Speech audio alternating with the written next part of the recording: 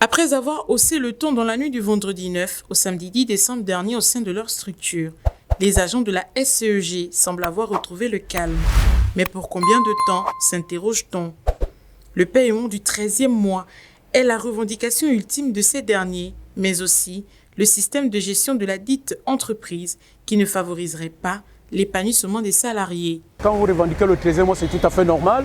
Bon, le président, moi c'est ça que je veux dire, c'est-à-dire qu'il faut laisser un peu le président un peu du temps.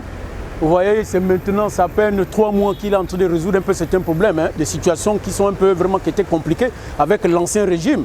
Et depuis qu'il est là, il y a beaucoup de choses qui s'améliorent un peu au Gabon. Une fois sur les lieux, aucun des agents présents n'a souhaité répondre à nos reporters, indiquant toutefois, hors caméra, qu'ils seraient en quête de la liste de paiement des cadeaux de Noël pour leurs enfants et que donc, ils reviendraient plus tard sur les revendications qui ont mené au débrayage, observé dernièrement.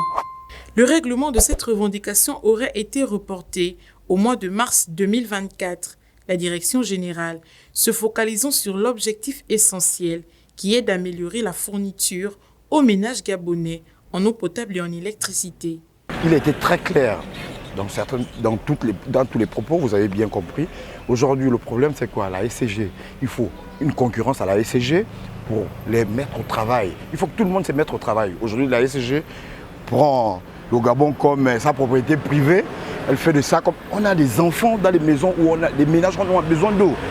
Et là, si eux, ils grèvent, on fait comment? Si, en raison de ça, faites les forages. Au moins, les forages peuvent aider, même si on ne peut pas consommer l'eau de forage, mais on peut quand même utiliser, préparer et tout ça, etc. Faut-il savoir à qui doit-on s'en prendre réellement si l'on considère que la menace de priver la population, par exemple du précieux liquide et de l'énergie électrique, est sans doute le résultat de la conscience que le monopole dont jouit la SCEG est unique.